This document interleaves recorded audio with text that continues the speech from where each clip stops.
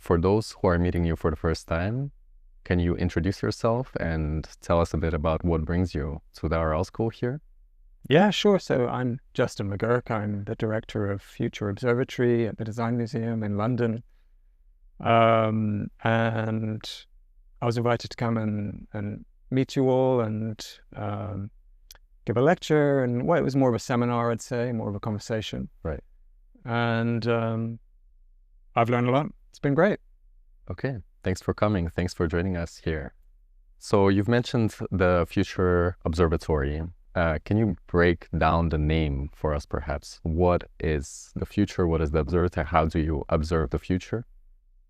Yes, sure. So in practice, what it is the National Design Research Program for the Green Transition. Mm-hmm. So we fund any design research that can reduce carbon emissions or waste or promote regenerative forms of practice. Mm-hmm. And then we use the Design Museum to really amplify those ideas, to get them in front of a large audience, to convene. You know, we have a journal, we do talks and symposia and exhibitions. Mm-hmm. So using all the facilities that a museum has at its disposal. And in terms of the name, you know, obviously you can't observe the future, but there's a quality of design which is about prototyping and testing things, which we think is necessary in terms of thinking about the emerging conditions we're going into. Mm-hmm. And we're not, I mean, I'll come right out and say we're not a futures organization. We're not interested in, you know, science fiction or you know, 2150. We're really interested in, particularly in the next 10 years, what we can do in the next 10 years that can shift the needle in a practical sense. But we are interested in longer term thinking, in the sense that we feel that we can't get stuck at the symptoms level in terms of the change we want to see, and we need to change a lot of the narratives around the climate crisis, which is a much deeper and slower process. All right, thank you. The term sustainable design or green design, green transition sometimes feel like quick patches on a failing system. What are your thoughts on this term, these terms that are being thrown around, and the implications of it? And do you think that design as a tool, as an instrument that has brought us into the situation that we're in right now, this failing system, can actually get us out of it? Or do we need to seriously rethink the paradigm? Okay, well, to answer the first part about terminology, we use green transition partly because we were trying to get away from the kind of terms government prefer to use, like net zero, which I find a very compromised concept. Mm-hmm. And even to get away from terms like sustainability, which is a term that feels stuck.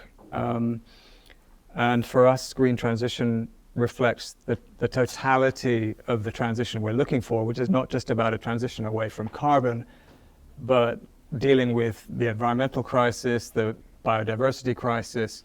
So it's a transition in a much more holistic sense, not just a carbon sense, but a full environmental sense. Right. Also, ideally, in a kind of human consciousness sense, but that's really pushing the term to its limits, I would say. In terms of what design, the role that design has to play, I mean, for me, it's self-evident that design is a force for change. And that force can move in many different directions. And the direction it has moved over the last 100 years is towards improving the life and the quality of life of humans. And it's been a tremendous force in doing that, in raising people to a certain standard of living and comfort and efficiency and all of those things. But that has come at a cost, an environmental cost. And I'm not laying the environmental crisis at the door of design or designers in any way. I'm just saying design is by definition a human-centric discipline, and so has played a role in the situation we are in today, and will play a role in getting us out of it. But I'm also not, I'm not here to be the ambassador for design in a way. I'm not suggesting design is the answer. I'm saying it is a mechanism or a force that will shape change. That's what design does, right? Yeah.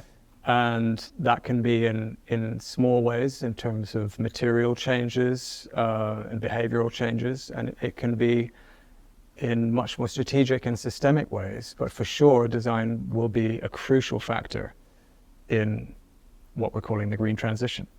Great, thank you. So let's consider the context that we're in right now. We're at the Aral school. We are working on the ecological collapse of the Aral Sea. For you personally, how does design transition from being a service to being an antidote to fatalism about a situation like this? I think that's a really tough question, and I'm not, again, not being here as the ambassador of design, I would say design has a role to play, but I think that the way the school is going about this is absolutely right. It's not a school of design, and it's not a school for designers. It's a really interdisciplinary project. Mm-hmm. And I think when you're thinking about a complex ecosystem or bioregion like the Karakalpakstan, where we are, any activity or anything you want to implement here has to be viewed from multiple disciplines and through a process of collaboration with ecologists, scientists, designers, local community groups. I'm not a believer in solutionism, let alone tech solutionism. I don't believe in technological silver bullets. I do believe there are many things one could do in the region, and this, I say this, based on what I've learned from all of you over the last couple of days. I do believe there is a lot of potential to make change here, but it needs to be very cautious, very sensitive, very collaborative. It needs to involve many, many stakeholders, and I'm not just talking about many human stakeholders. And I would proceed slowly and not assume that there's a kind of quick solution. Mm-hmm. Great, thank you. So now I'm gonna put forward two concepts in front of you, and you have to select one of them. So this is a blitz round. Okay. You ready? I'm ready. Well, of course I'm not ready. So, city versus nature. Come on, just you have only a few seconds. In what context am I answering that? You don't overthink this. This is a blitz. You just have to say the first thing comes to your mind. City. All right. Desert versus sea. Desert. Zoom in or zoom out?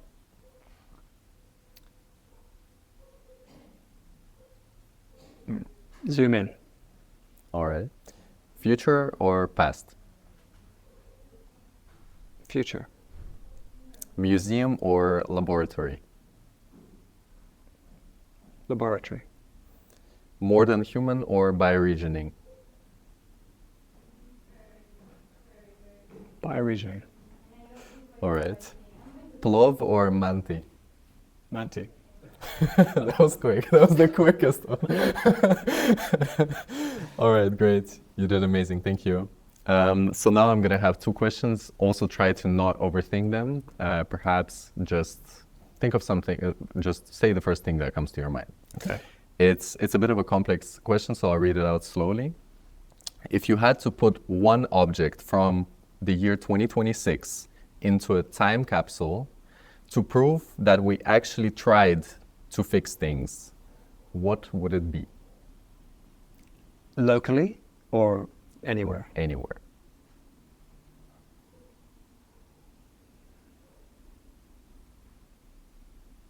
Wow. Tough question. I don't know, a solar panel. A solar panel. All right. Can you explain why? For you in particular? Well, it's. I guess it's a symbol of the clean energy transition. Mm-hmm, mm-hmm. All right. But, thank you. It's a very small piece of a large puzzle. Yeah. Okay. And the last question is, what is one thing the students at the Aral school and in Karakalpakstan in general should unlearn before they start prototyping? Their certainty in their own discipline. Mm-hmm. So it's about interdisciplinarity and epistemic justice towards other participants, right? Well, even if you leave out the epistemic justice part, I think just not thinking that your own discipline has the answer. Mm-hmm. All right. Then I have a bonus question. We'll see if I include, but I usually ask this. What gives you hope, Justin?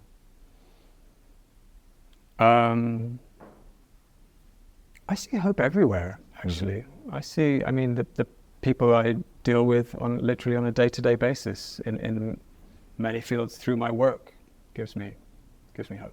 Okay, great. I think we should all be working in the future observatory to have so much hope around this. Thank you. Thank you, Justin, for being here with us and for spending a few days and being a part of this amazing program. Thanks for having me.